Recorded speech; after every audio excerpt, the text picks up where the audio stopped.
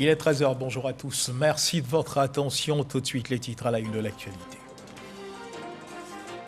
Dîner gala du Forum des marchés émergents en France et à Paris. Le président de la République Alassane Ouattara et son épouse Dominique Ouattara ont pris part hier mardi 17 mai 2022 à ce dîner gala du Forum des marchés émergents. Vous pourrez suivre en ouverture de ce journal le point de cette cérémonie dans un commentaire de Viviane Haïm.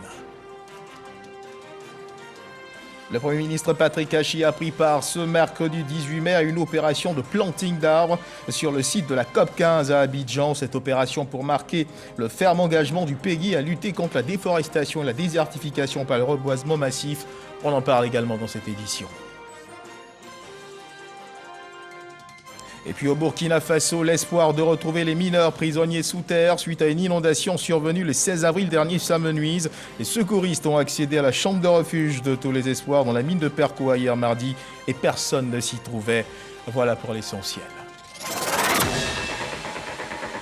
Bonjour à tous et merci de nous suivre. Direction la France, Paris, où le chef de l'État Alassane Ouattara et son épouse Dominique Ouattara séjournent en ce moment. Le président de la République Alassane Ouattara et son épouse Dominique Ouattara ont pris part hier mardi à Paris au dîner gala du Forum des marchés émergents. Le point avec Viviane Haïm. Présent à la 6e édition du Forum des marchés émergents qui se tient ces 16 et 17 mai à Paris, le président de la République Alassane Ouattara a pris part ce mardi 17 mai au dîner gala du Forum des marchés émergents en compagnie de son épouse, la première dame de Côte d'Ivoire, Dominique Ouattara. Ce dîner gala a été l'occasion de rendre un vibrant hommage au cofondateur du Forum des marchés émergents et ancien directeur général du FMI, Michel Kandessu, pour son leadership et son action en faveur de la réduction des inégalités, du développement durable et de la lutte contre la pauvreté. Le président de la République et la première dame ont offert un cadeau à l'ancien directeur général du FMI, Michel Kandessu. Et le Forum des marchés émergents à Paris, on y reste pour parler cette fois de cette présentation des opportunités qu'offre la Côte d'Ivoire, notamment dans le domaine de l'agriculture, présentation faite par le ministre du Plan et du Développement, Nialé Kaba, Lansine Bakayoko. Face aux investisseurs potentiels ici à Paris, le ministre du Plan et du Développement, Nialé Kaba, a expliqué les réformes vigoureuses dans le secteur agricole, des réformes destinées à promouvoir les chaînes de valeur durables. Nous transformons à peu près un peu plus de 30% du cacao localement, un peu autour de 10% de la noix de cajou. Et l'ambition, c'est vraiment d'entraîner le secteur privé avec nous à partir des investissements que le gouvernement fait pour pouvoir donc laisser davantage de valeur ajoutée localement. Toutes ces réformes démarrées avec le programme national d'investissement agricole PENIA 1 devraient permettre de renforcer le rôle de l'agriculture qui contribue pour 24% à la richesse nationale, emploie 2/3 de la population active et forme 70% des recettes d'exportation. Pour le PENIA 2, les besoins d'investissement s'élèvent à 5 000 milliards de francs CFA. Au niveau des partenaires au développement, beaucoup a été fait pendant la période de Covid.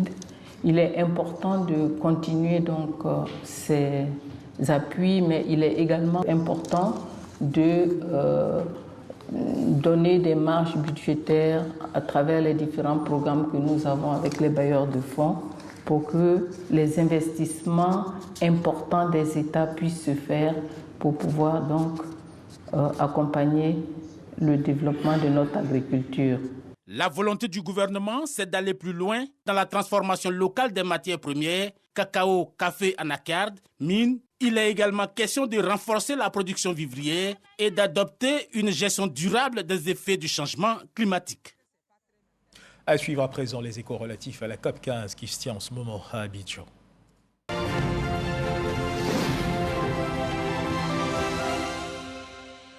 Le Premier ministre Patrick Hachi a pris part ce mercredi 18 mai à une opération de planting d'arbres sur le site de la COP15 à Abidjan. Cette opération pour marquer le ferme engagement de la Côte d'Ivoire à lutter contre la déforestation et la désertification par le reboisement massif. Notons que le chef du gouvernement a aussi visité les stands qui meublent ce rendez-vous international. C'est ce que nous dit Alexis Ouedraogo. Marquer la COP15 d'un acte concret, signe de l'engagement de la Côte d'Ivoire à la lutte contre la déforestation et la désertification. Voilà le sens de ce planting d'arbres réalisé ce mercredi dans les jardins de la patinoire de l'hôtel Sofitel Ivoire. Le Premier ministre, en main le plan du chef de l'État, donne le ton.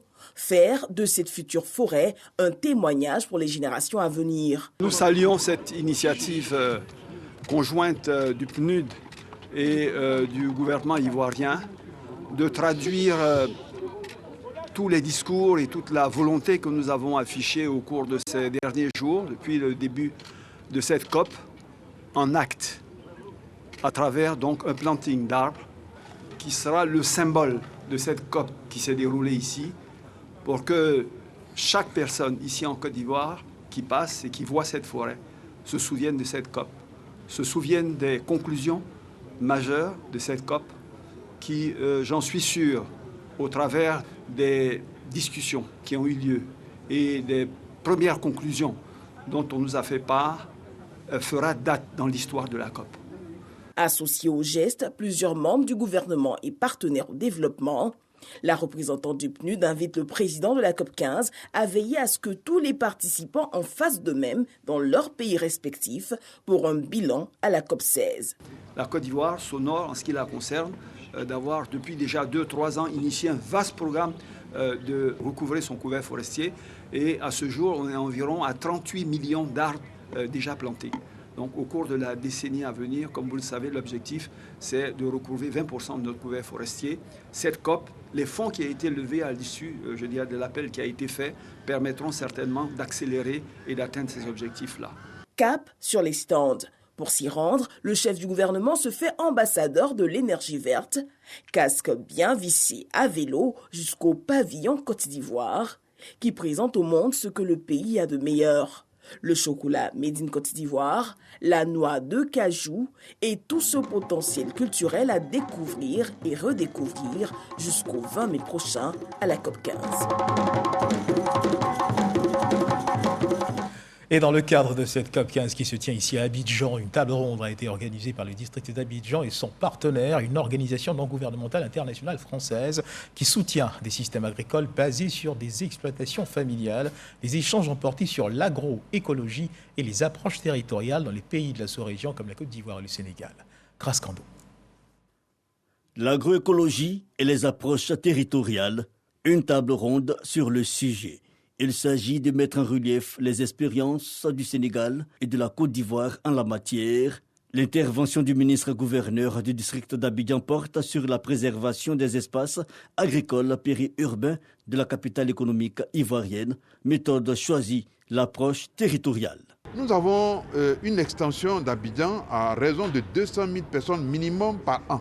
La seule question que nous devons résoudre, c'est comment conjuguer l'extension d'Abidjan avec les exigences d'une agriculture durable. Former nos mamans, former les jeunes, préserver leur emploi, leur donner des revenus réguliers, préserver nos terres et avoir une qualité de production agricole qui préserve la santé des populations en évitant les engrais chimiques. Des projets soutenus par AgriSud, une ONG internationale qui accompagne les communautés dans la gestion économique de leur production. Au travers de la promotion de pratiques agroécologiques, essayer de trouver des alternatives aux produits chimiques, engrais, pesticides, herbicides, voir comment est-ce qu'on peut développer un plan de développement agricole qui permettrait aux femmes et aux hommes de continuer à vivre de leur métier. Avant le panel sur la préservation des espaces agricoles périurbains d'Abidjan, le ministre-gouverneur Robert Begré-Mambé a participé à des échanges sur la promotion et la valorisation de l'économie circulaire. L'économie circulaire s'appuie sur 3 R. Réduire la consommation, redimensionner l'utilisation et puis redonner vie. À travers l'économie circulaire, les ordures peuvent devenir de l'or qui dure. Et de ce point de vue, cela va appeler à une matrice qui permet de partir des ordures vers un produit nouveau. À travers l'économie circulaire, on peut créer des petites unités industrielles dans chaque commune de Côte d'Ivoire. Et justement, le district d'Abidjan a créé un institut consacré à l'économie circulaire à Abidjan, le premier du genre en Afrique. Intéressons-nous à présent à cet institut qui accueille plus de 1600 apprenants admis sur concours. Cet institut, c'est l'INFPA, l'Institut national de formation professionnelle agricole. L'Institut forme au métier de la terre et surtout au nouveau paradigme de l'agriculture. Les étudiants qui y sont admis sont répartis au sein de corps de métiers comme l'agriculture, la coopération, les sciences, les technologies des aliments, l'élevage et les métiers de la viande, la pêche, l'aquaculture, la foresterie et l'environnement. Ensemble, allons à la découverte de cet établissement avec notre reporter Jean-Luc Congo. Bingerville, célèbre pour son école militaire préparatoire technique, EMPT, où est formée l'élite des forces armées ivoiriennes. L'ancienne capitale de la Côte d'Ivoire, aujourd'hui en pleine urbanisation, n'est pas spontanément une ville associée aux formations agricoles. Et pourtant, niché à quelques encablures du jardin botanique, l'Institut national de formation professionnelle agricole, INFPA, accueille actuellement 1640 élèves en formation générale, professionnelle ou technologique. Quelle est la lecture que vous allez effectuer lorsque vous voulez mesurer un angle dans le cadre de l'implantation de 2,3 %? Honoré Kofi est chargé de cours à l'INFPA. Dans cette classe de deuxième année d'agriculture et coopération, la protection et la gestion efficiente des parcelles constituent désormais le fil rouge des cours de topographie qu'il dispense. Notre approche, c'est d'amener les apprenants à pouvoir calculer les superficies des différentes parcelles pour remettre aux autorités afin de trouver les moyens qu'il faut pour que véritablement ils puissent protéger ces différentes parcelles. Un message que les étudiants se sont appropriés. Dans le temps, nos parents faisaient l'agriculture, je pouvais dire à l'aveuglette, qui défrichaient d'énormes forêts. Et ça fait que notre couvert végétal et forestier a connu des énormes dégâts. Donc il est bien aujourd'hui d'apprendre l'agriculture. On a un phénomène, disons, la déforestation, aujourd'hui qui fait qu'on ne voit plus assez les forêts. Mais on peut faire les reboisements. On fait que demain, ces arbres puissent protéger, disons, l'environnement et puis aussi la pluviométrie.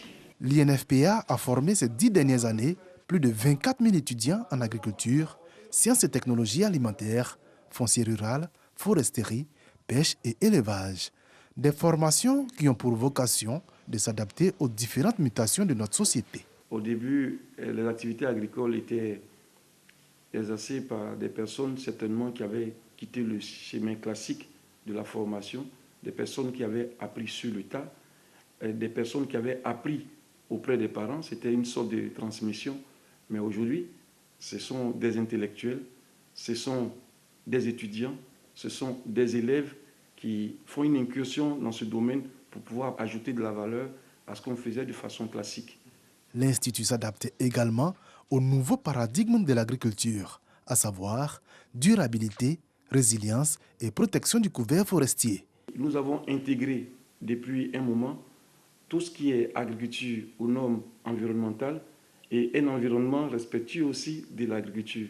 Les deux termes se rejoignent et c'est pourquoi, dans notre approche, nous avons souhaité aller dans le sens d'une agriculture résiliente.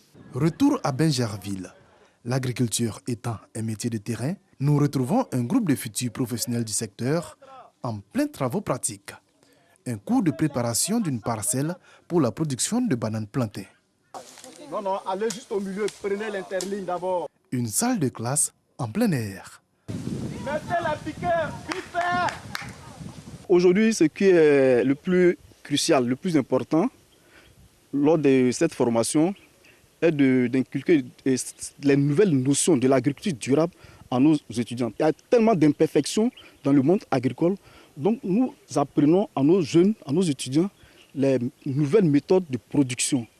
Ici, les élèves ont tous un projet professionnel différent. J'étais déjà sur le terrain en tant que moniteur et comme l'agriculture évolue chaque jour, donc je suis revenue sur le terrain encore pour apprendre les nouvelles technologies qui viennent d'arriver encore. Ce titre d'ici, j'aimerais entreprendre, puisque l'agriculture nourrit son homme. Pourquoi pas s'essayer à la terre et non travailler pour quelqu'un? À l'Institut, on n'apprend pas qu'à produire les spéculations agricoles. On apprend également à les transformer. Nous transformons différents produits, c'est-à-dire les céréales, les tubercules, les fruits et aussi les oléagineux. Outre les écoles régionales d'agriculture à Benjerville et à Pengourou, l'INFPA reste également le terreau de la formation au métier de l'élevage, de la pêche et de la foresterie. Désormais, c'est de former des personnes compétentes au métier agricole et qui ne soient pas intéressées par le fonctionnariat.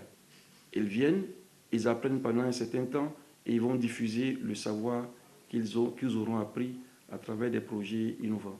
Alors que la COP15 bat son plein avec la quête de solutions pour une agriculture durable et respectueuse de la forêt, la formation constitue, pour le gouvernement ivoirien, l'un des principaux remparts contre les problèmes de désertification ou de pénibilité du travail agricole.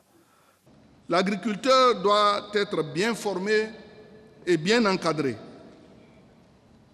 Pour cela, notre département ministériel dispose d'un programme qui apporte des formations à la carte, quel que soit le niveau de l'agriculteur.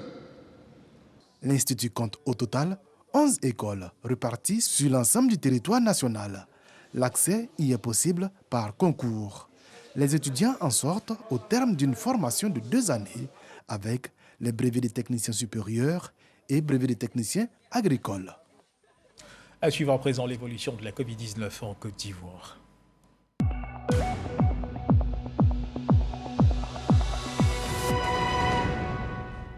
Le ministère de la Santé, de l'Hygiène publique et de la couverture maladie universelle a enregistré hier, mardi 17 mai 2022, 5 nouveaux cas de Covid-19 sur 505 échantillons prélevés, soit 0,1% de cas positifs, 5 guéris et 0 décès. À la date du 17 mai 2022, la Côte d'Ivoire, notre pays, compte donc 82 013 cas confirmés, donc 81 190 personnes guéries, 799 décès et 24 cas actifs. Le nombre total d'échantillons est de 1 512 337. Le 16 mai 2022, 11 210 doses de vaccins ont été administrées, soit un total de 12 691 643 doses. Du 1er mars 2021 au 16 mai 2022, le ministre de la Santé, de l'Hygiène publique et de la couverture maladie universelle invite toutes les personnes de plus de 12 ans à se faire vacciner dans les centres de vaccination. La vaccination contre la Covid-19, qui, rappelons-le, est gratuite et volontaire. On continue de parler de santé en prélude à la célébration de la journée mondiale de lutte contre l'hypertension artérielle. La Ligue ivoirienne contre l'hypertension artérielle et les maladies cardiovasculaires, en partenariat avec l'ONG AVC Espoir, a initié une formation au profit des agents de la santé du département de Tahabo.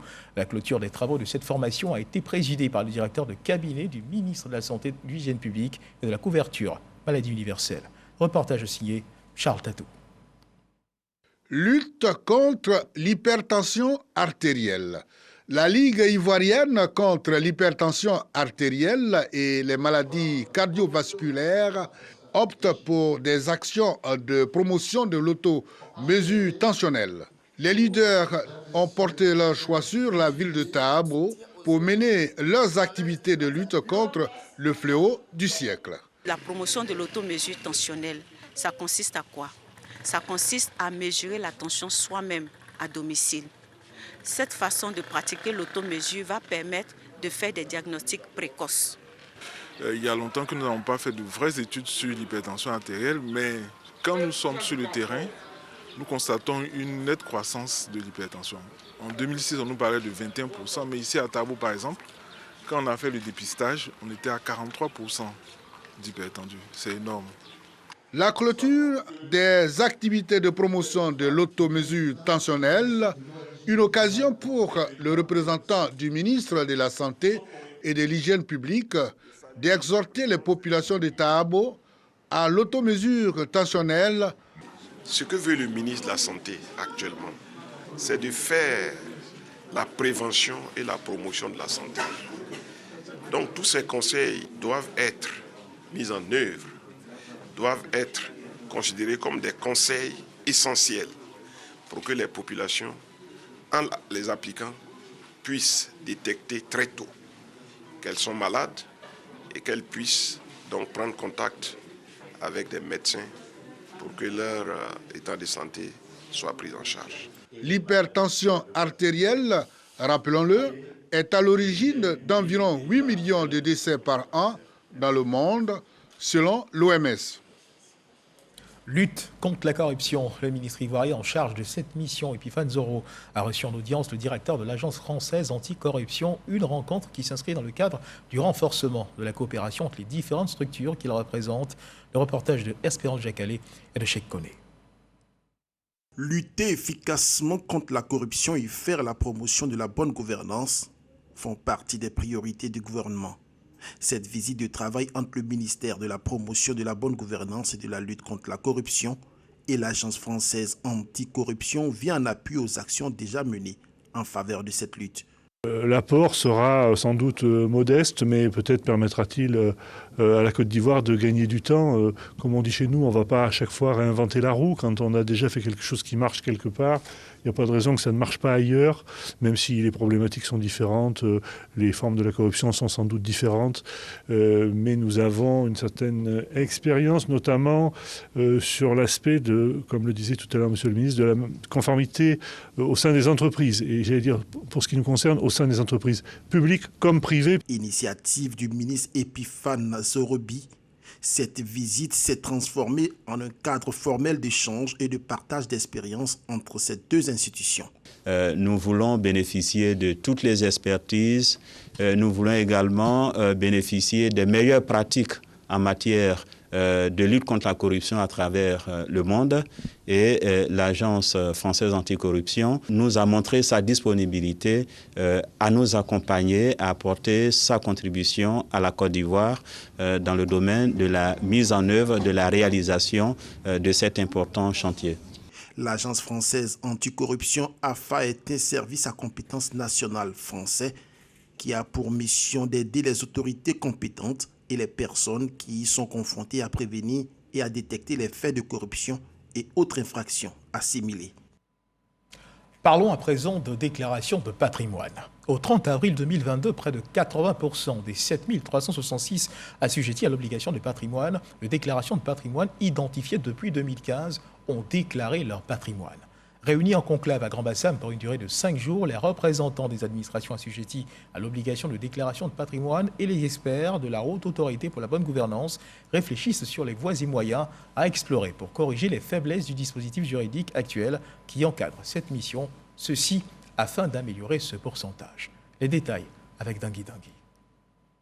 Le cadre juridique créé par le gouvernement dès 2013 pour promouvoir la bonne gouvernance et lutter contre la corruption fait obligation aux hautes personnalités civiles et militaires, ainsi que les personnes chargées de la gestion des fonds publics de déclarer leur patrimoine. Au 30 avril 2022, près de 80% des 7366 assujettis identifiés depuis 2015 ont effectué leur déclaration de patrimoine. Ce taux est plus élevé pour certaines catégories d'assujettis. Par exemple, 100% des membres du Conseil constitutionnel se sont acquittés de cette obligation. Les magistrats, 97%.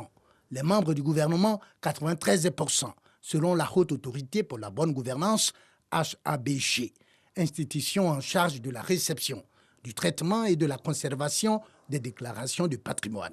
C'est pour améliorer le taux des déclarations que la HABG veut corriger les faiblesses du dispositif juridique actuel qui encadre cette mission. Ces textes sont en quelque sorte des normes de programmation. C'est-à-dire ce que vous souhaitez faire, vous mettez en place dans le but de le faire. Au moment où vous appliquez les textes, vous pouvez voir qu'il y a des écarts. Donc, par exemple, les formulaires que nous utilisons, nous pensons qu'on pourrait peut-être les simplifier. Tous ceux qui sont dans le champ de la déclaration de patrimoine, nous pensons qu'il faut réfléchir sur le champ de la déclaration de patrimoine. Les sanctions qui pourraient s'appliquer à ceux qui n'ont pas fait leur déclaration à temps, on pense aussi à ce sujet-là. Les représentants des administrations assujetties à l'obligation de déclaration de patrimoine et les experts de la Haute Autorité pour la bonne gouvernance sont ainsi en conclave à Grand-Bassam pendant 5 jours. Au menu, des échanges et des réflexions sur le dispositif juridique de la déclaration de patrimoine en vue d'améliorer la pratique en Côte d'Ivoire. Si vous avez formulé une demande pour obtenir la nouvelle carte nationale d'identité depuis au moins 45 jours et que vous ne l'avez pas encore reçue, l'ONECI, l'Office national de l'état civil et de l'identification de Côte d'Ivoire, se rapproche de vous via cette solution qu'elle propose. Depuis hier mardi 17 mai, les journées de renforcement du traitement des réclamations sont ouvertes. Les services mobiles de l'ONECI sont sur le terrain pour recueillir vos réclamations. Annonce faite par le directeur général de l'ONECI, Khalil Diomandé, et Walter Amadou Ouattara nous en parle. Nous avons fait notre pièce d'identité depuis 2018 et depuis lors, ce n'est pas encore sorti. Pour présenter les concours, pour aller à la banque, tout ça, vraiment c'est difficile. J'ai fait, ça fait presque 8 mois aujourd'hui. Jusqu'à présent, pas de réponse. Moi, je ne sais pas ce qui ne va pas au juste. Des plaintes bien entendues par l'Office national de l'état civil et de l'identification de Côte d'Ivoire, ONECI. À compter de ce mardi 17 mai, démarre une opération exclusivement dédiée aux réclamations de cartes nationales d'identité. Il s'agit pour l'ONECI de redéployer son dispositif de proximité en vue de permettre aux personnes en attente de leur pièce d'identité depuis au moins 45 jours d'obtenir l'information exacte sur le statut de leur demande et les orientations nécessaires pour un meilleur traitement. Le Palais des Sports de Treichville, la place Figayo de Yopougon et la mairie d'Abobo serviront de cadre pour la circonstance. Cette opération concerne environ 450 000 personnes pour lesquelles nous avons besoin de les revoir, soit pour reprendre une photo, soit pour reprendre leurs empreintes, soit pour qu'elles puissent nous préciser leur centre d'état civil. Si vous nous envoyez un document et que ce document-là, nous ne pouvons pas le retracer, alors nous sommes obligés d'attendre de pouvoir le retracer avec votre concours. L'ONECI aujourd'hui se tourne vers vous pour que vous puissiez venir, pour qu'ensemble nous puissions trouver la solution. Concernant le délai de délivrance de la pièce nationale d'identité, le directeur général de l'ONECI est précis. Le délai de traitement, si toutes les informations que vous donnez, nous pouvons les retracer facilement, 45 jours pour une nouvelle demande, c'est largement suffisant. Cette vaste opération de traitement de réclamation de carte nationale d'identité s'achèvera le mardi 31 mai 2022. Elle sera également étendue dans les hameaux les plus reculés du pays. En sport, ouvert hier mardi la première édition du RIGES, les rencontres internationales des grands événements sportifs ont enregistré la tenue de travaux en ateliers et tables rondes. Des ateliers qui ont porté sur les métiers du sport, qui se rapportent justement à l'organisation de ces grands événements. C'était au Radisson Blu, le récit de ces travaux avec Arsène Kouassi et Jean-Sylvain Ressot. Placé sous le thème « Grands événements sportifs en Afrique, levier de développement socio-économique inclusif », les différents participants conduits par le premier responsable du sport ivoirien, Paulin Claude Danhaut, ont planché sur plusieurs thématiques à travers les tables rondes, ateliers et rencontres B2B. Le gouvernement de Côte d'Ivoire a accepté d'accueillir sur notre territoire ces moments d'échange, ces moments de partage d'expérience et d'expertise pour l'organisation des grands événements, d'autant plus qu'en prélude à la Cannes 2023 qu'organise notre pays, de nombreux investissements ont été faits dans notre pays. Plus d'1 milliard de dollars, 500 milliards de francs CFA investis en infrastructures sportives, d'hébergement et en infrastructures connexes. Il était important donc de partager les expériences avec le monde des affaires français. Outre ces échanges et partages d'expériences, ce rendez-vous sportif, le premier du genre en Afrique subsaharienne, est également une plateforme pour permettre à plusieurs entreprises spécialisées dans les métiers qui se rapportent au sport de vendre leur expertise. Un savoir-faire de qualité qui ne laisse pas indifférents certains dirigeants de fédérations. Merci au ministère en charge des sports qui nous donne l'opportunité de partager ce grand moment, ce grand rendez-vous du monde sportif. À travers le RIGES, nous sommes en train d'apprendre beaucoup de choses. Il faut de l'expertise pour gérer le sport. Et je crois qu'au sorti de ces rencontres, comme dit le ministre des Sports, l'économie du sport aura des fondements solides. En matière de défense, la CEDEAO a décidé de l'envoi d'une mission de paix en Guinée-Bissau pour contribuer à la stabilisation de ce pays. La Côte d'Ivoire, notre pays, contribue à la constitution de cette force militaire aux côtés du Ghana, du Nigeria et du Sénégal. 50 casques blancs ivoiriens seront donc déployés sur le théâtre des opérations. Ils seront au nombre de l'effectif du personnel de l'hôpital militaire de la mission de la CEDEAO en Guinée-Bissau. Ils ont été mis en mission par le chef d'état-major général des armées, comme vous pouvez le voir sur ces images. Nous y reviendrons certainement dans nos prochaines éditions. Et puis dans l'actualité internationale au Burkina Faso, les secouristes au Burkina Faso, l'espoir de retrouver les mineurs prisonniers sous terre suite à une inondation survenue le 16 avril dernier s'amenuise. Les secouristes, comme nous le disions tantôt, ont accédé à la chambre de refuge de tous les espoirs dans la mine de Perkoa. C'était hier et personne ne s'y trouvait et tout porte à croire que les 8 mineurs n'ont pu atteindre cette chambre. Ce qu'il faut également rappeler, c'est que cela fait un mois que ces 8 travailleurs de la mine de Perkoa dans la région du centre-ouest, 6 Burkinabés, un Tanzanien et un Zambien sont coincés à près de 720 mètres sous terre, suite donc à une inondation. Et on termine avec cette information, la Biélorussie introduit la peine de mort pour tentative de terrorisme. La Biélorussie a donc introduit cette peine de mort. Et ce qu'il faut savoir, c'est que selon un décret militaire publié ce mercredi, décret cité par les agences russes, des accusations qui visent de nombreux militants de l'opposition, dont sa chef exilée. Voilà qui marque donc la fin de cette édition. Merci de nous avoir suivis. Agréable début d'après-midi. Dieu garde la Côte d'Ivoire.